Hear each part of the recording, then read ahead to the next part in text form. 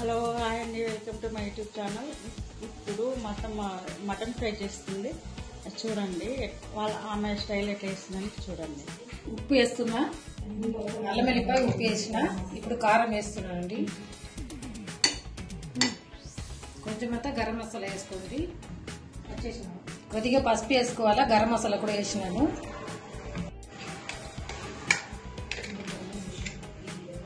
ధనియాల పొడి వేస్తున్నానండి. ఇప్పుడు మొత్తం అన్ని మిక్స్ చేసుకోండి.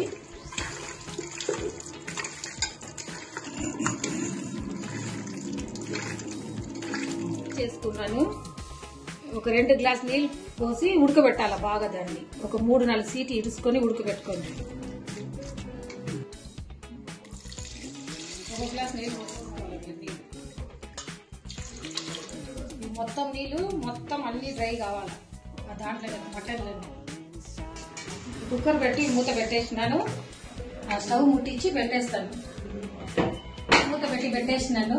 ఇది కూర ఉడికినాక తర్వాత ఏం చేయాలని నేను చూపిస్తాను. అండి ఇప్పుడు ఈ మటన్ ఏంటంటే రసంకి సాంబార్కి కాంబినేషన్ అండి, చాలా బాగుంటుంది. సాంబార్ కంటే రసంతో చాలా కాంబినేషన్. ఉల్లిగడ్డ వేసి ఫ్రై చేస్తే అది అయినాక చూడండి చాలా బాగుంటుంది. ఈ కూర వచ్చి మనం బిర్యానీకి, పప్పు, రసం కూడా పక్కన సైడ్ డిష్ లాగా పెట్టుకోవచ్చు. చాలా బాగుంటుంది. మీరు చేసి చూడండి.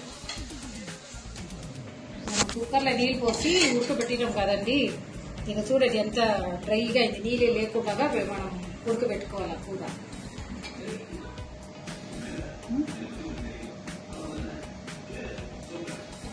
కూర ఉడికిన తర్వాత అంతా రెడీ చేసుకున్న తర్వాత ఇప్పుడు ప్యాన్లో నూనె పోసుకోండి.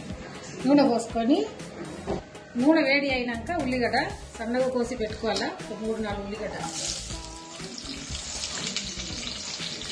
దీంట్లో వేసుకొని బాగా అంత కలర్ బ్రౌన్గా కావాలి కొంచెం. చూడండి ఇప్పుడు కూర అంతా డ్రై ఉంది కదా, ఉల్లిగడ్డ బ్రౌన్ అయింది. ఈ కూర అంతా మొత్తం దాంట్లో కలుపుకోవాలి. ఉల్లిగడ్డ కూర 2 మిక్స్ కావాలా. ఉల్లిగడ్డ అట్లా బ్రౌన్ కావాలి. ఇంకా ఈ మటన్ అట్లా కలిపేసరికి మంచిగా సూపర్ ఉంటుంది, టేస్ట్ బాగుంటుంది.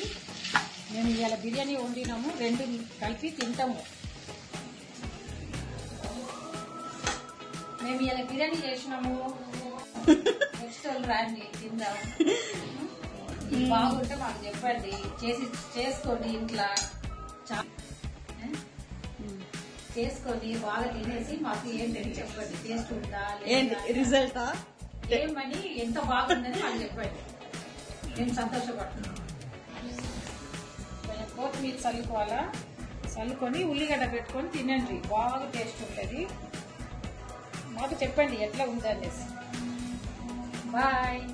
ఇది చూసి మాకు షేర్, లైక్, సబ్స్క్రైబ్ చేయండి. కమెంట్ కూడా చేయండి. కమానా కమెంట్ చేయండి. బాయ్. నెక్స్ట్ వీడియోలో కలుస్తాం. బాయ్ అండి.